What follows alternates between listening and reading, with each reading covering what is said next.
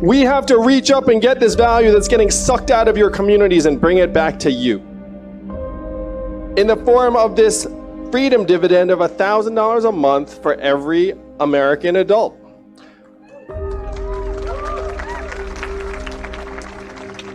Now, you're here tonight, you either like the idea or you're at least interested in the idea, but how many of you think that it's literally too good to be true for every American to get $1,000 a month? Go ahead, raise your hand.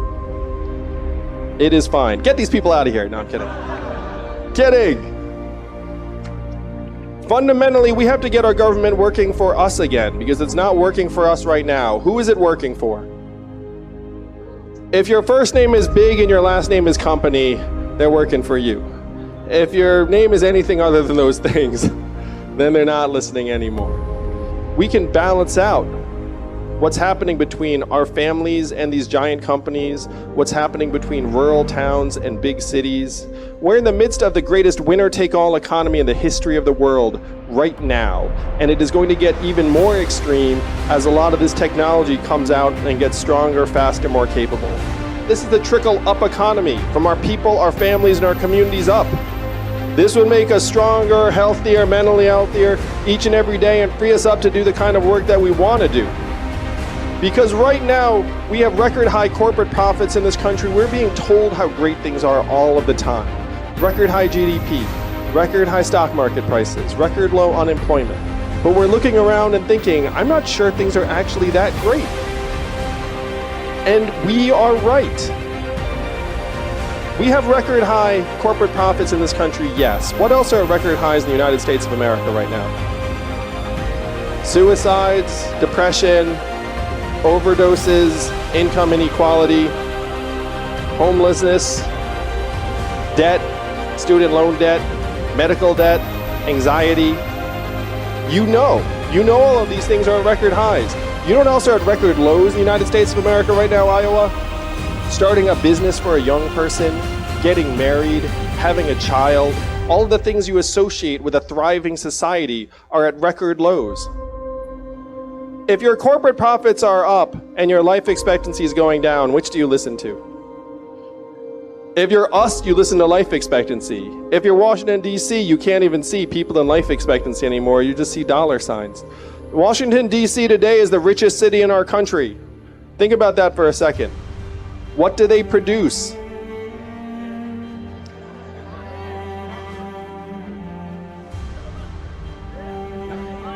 None of us knows. Yet business is awfully good. People are not excited about their future or the future of their families. That's the fundamental truth of it. If you were born in the 1940s in the United States, first, raise your hand if you're a parent like me and Evelyn. If you're a parent like me and Evelyn, you have had this sinking feeling over the last number of days or weeks or months that we're leaving a future that is less bright, less secure, less prosperous for them than the lives that we have led. Why do we feel that way? Because it's true.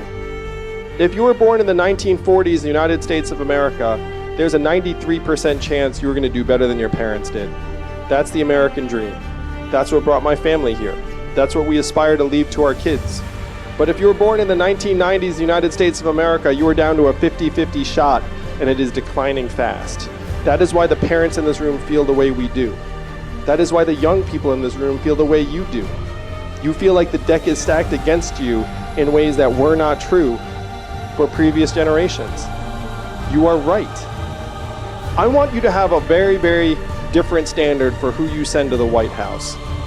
I have a sense that many people here in Iowa want to be proud of the next president, feel like they do the nation a service, feel like they sent someone in to the White House with a sense of honor and integrity.